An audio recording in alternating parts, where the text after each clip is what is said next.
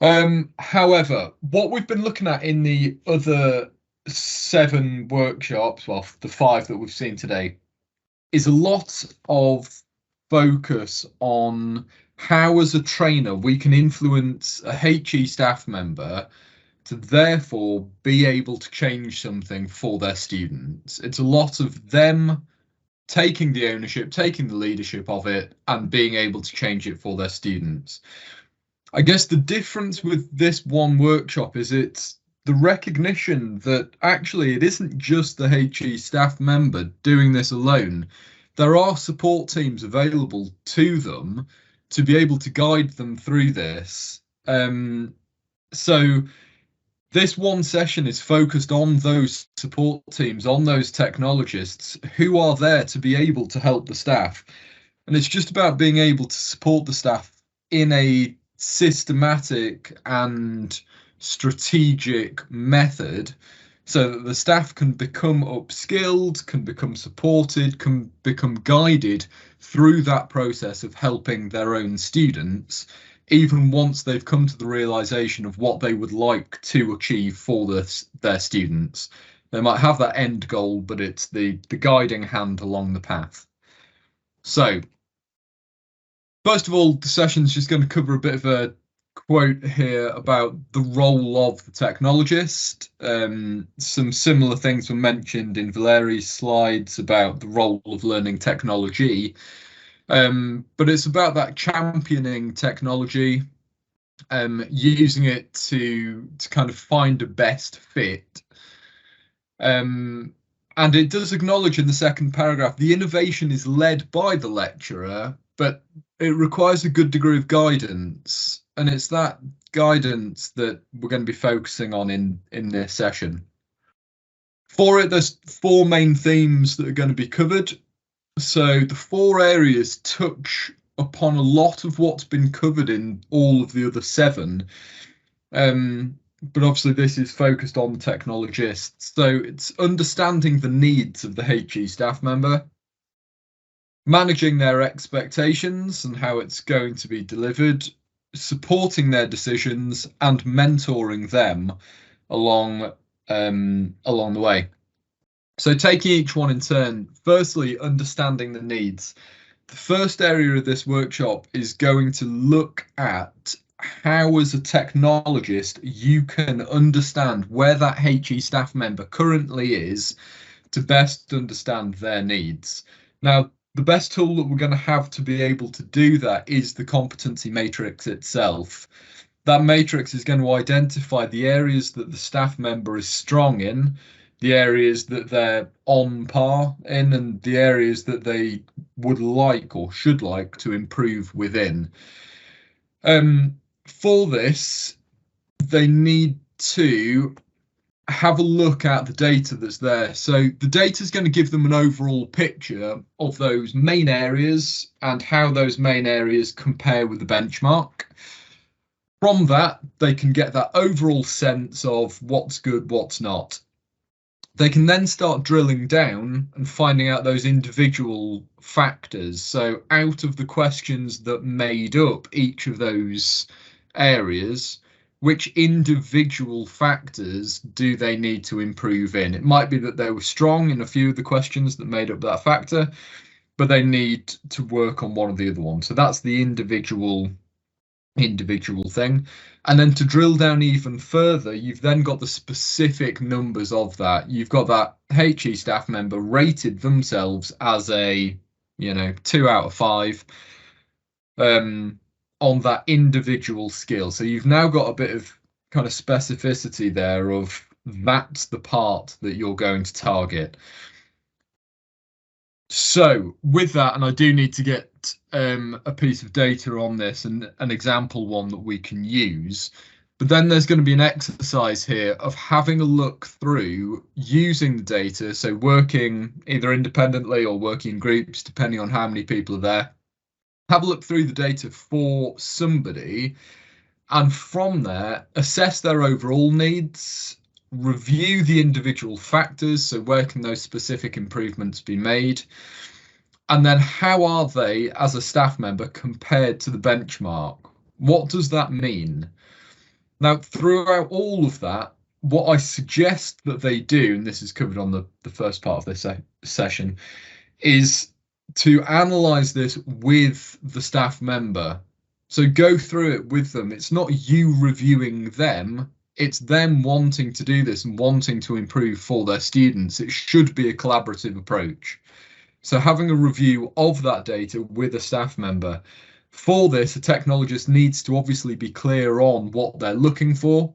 So this exercise is just to get them clear on that, so that when they go out there and meet with their staff members, they can then find out, they can apply it, and they can understand the needs to the best of their ability. Once they've done that, the next part of it is going to be on managing the expectations.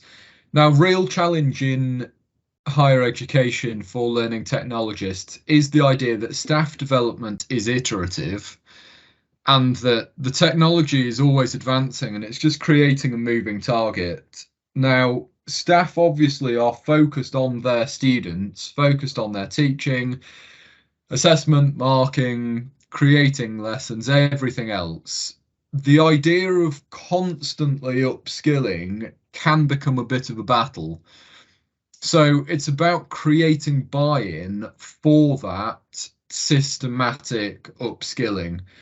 Tends to work best in rapid cycles, quick wins, finding things where they can learn that, you can help them through that area, they can then apply that, they've then got some feedback from the students, that went well, that didn't go well, why did it, why didn't it?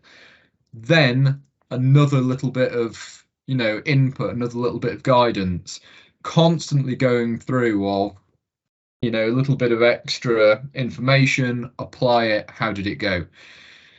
It's going to be about buying the staff in to that methodology. And obviously with that, going through these iterative cycles, it does increase the reliance on technologists and their ability to guide staff effectively through their own development. So with this, it's going to require the staff being able to reflect on the importance of regular training, how this is going to then impact their teaching process and their students. And at this point, there could be, a conversation, a discussion on how best to structure conversations with the staff of how to support them. So, we're not talking to idiots here. We're talking to very qualified people whose role is to, in effect, upskill their students. It's about recognizing that, as with anyone, you need to upskill yourselves, and especially chasing that moving target. It's just about being able to have that conversation with them.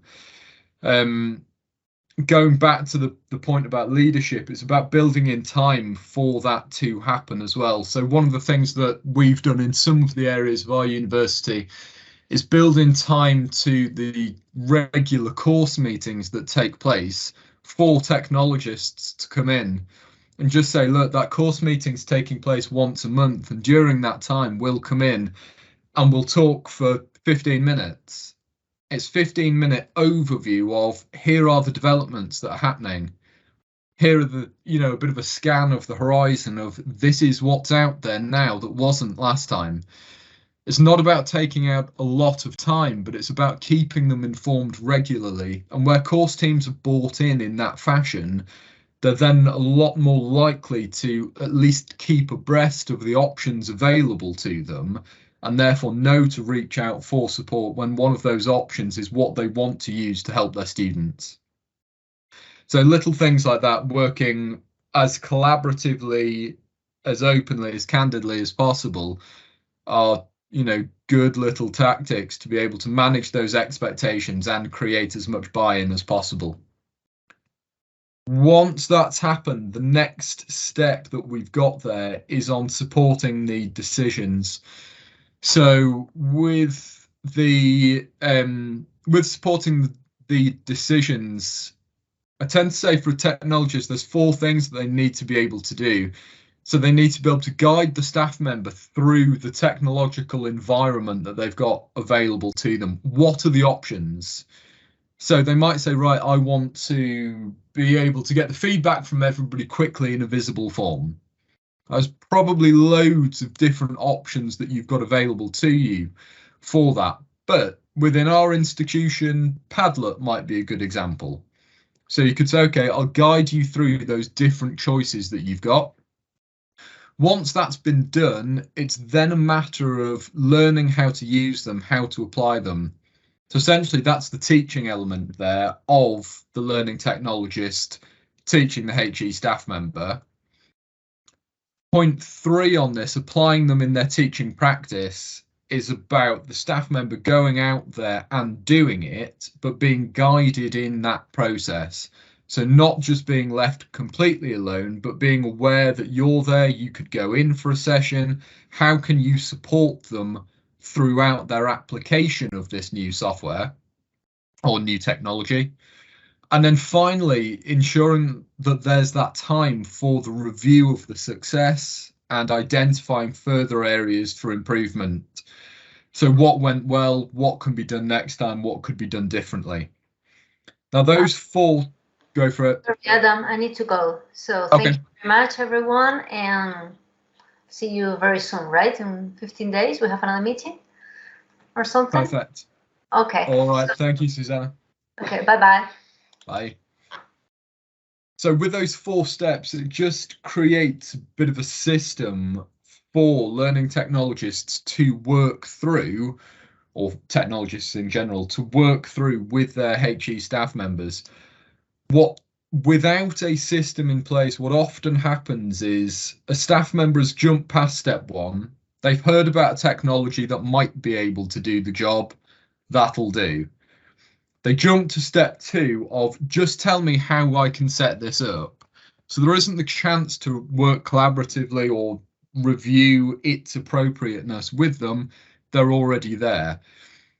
What ends up being the case is the technologist tells them how to achieve step 2. They go off and do step 3 on their own, and they don't do step 4. So the next thing that happens is you hear about step 2 again, and all you ever do is just tell them, click on these buttons, knowing that actually that isn't the thing that's going to solve their students' issues. That's not the thing that's going to create the most value, because technologists haven't been bought into the process, and there's not that collaboration between those 2 sides early on. So once this is there established as those 4 steps, what I then suggest, if it'll go on to the next slide, here is creating a lesson plan. So for this exercise, I suggest we've got two people who are in the workshop. One of them acting as the learning technologist, one of them acting as a staff member who's turned up with a query, with something of, this is what I want to do, I don't know how to do it. At this point, it's the opportunity to essentially work it out, come out with a plan. What are the different options you could show? How would you go about teaching that? Is that the best way that you could do it? Could you bring anyone else in? After you've done that, what is going to be the method of how could you apply this? What would the best case be of how you could apply it to have the greatest impact? And then lastly, what are you going to do to put in place to review that success? So give them the opportunity to say, in a dream scenario, what would I be looking for here? What time involvement would that take? What level of support would provide the most amount of support for the staff member? You know, what's the perfect scenario? At least once you've outlined that, that would be the best in terms of the time, the money, everything else. Then that's something that with staff members you can at least start to aim for, and making sure and making it explicit that just doing step 2 isn't enough. After that, it's a bit of an overarching one here, having a look at mentoring HE staff. So starting again with a bit of an activity, what does it mean to be a mentor? What does it need you to be and you to do? And what does it need the mentee to be and the mentee to do? So again, discussion, giving them time to come out with good answers for that before going through the different roles. Now, as a learning technologist, that guiding, that mentoring of the staff is something that needs to take place. However, in nearly all of the development for technologists, it's focused on technology.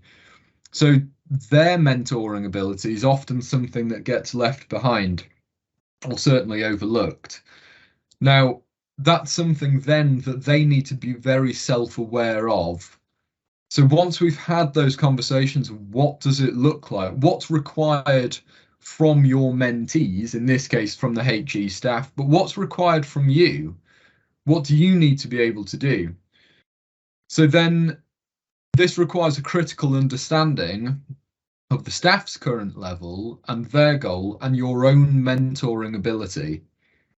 So is the issue that, perhaps the staff member isn't bought in enough, isn't acting in that mentee capacity, or is the issue that you're just not a good enough mentor? That's an area for your own development to focus on. So with those, having a look then at the skills of a mentor, the different areas that they need to be particularly competent and confident in, and thinking, what could I do with developing in? Obviously, that can feed back into their own CPD and how they can professionally develop in those capacities to ensure that they help the staff in the best ways they can.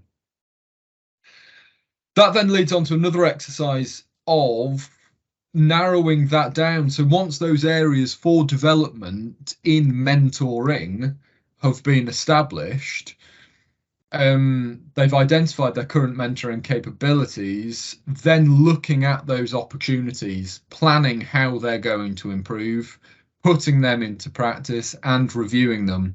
That's obviously going to be a task focused for the learning technologists and being done themselves, but it's something that needs to be built into their roles. So something that they need to take ownership of. That's using the DOT method there, that some of you will have seen. But that's the next step. So talking them through that, identifying those. So it's a bit of a self-improvement exercise, that, but looking through and being honest about where they are and where they plan to improve to help their own ability. So that then covers the 4 areas, which then leaves us just with the next step. So for this to be put into practice and for learning technologists to be able to help their HE staff, they need to be able to familiarise themselves with the competency matrix so that they can identify the staff needs. They need to be able to work to identify all of the technologies on offer within their institution so that as staff members come to them, they're able to clearly identify those different options on the table. Create a structure of training. So when they are training their staff in that manner that we talked about before, those steps there, when they are training the staff, think about how can that be done the most effectively. So that one's already come up, but how would it be delivered? Is one-to-ones the best approach? Is just meeting people when they reach out to you the best approach? Once somebody reaches out to you, is there a way to involve more people and catch them as you're doing those sessions already? How frequently should you be meeting them in that structure? How long would the sessions last? How many technologies would be taught in each cycle of training? So thinking more strategically in how they apply their delivery, how they apply their guidance. Finally, preparing that training once the staff member comes in. And then lastly, ensuring that reflective review is undertaken by the staff members in those cycles, but also by them in regards to their mentoring. So that's pretty much the whole session there covered. I'll shut up there. Have we got any questions?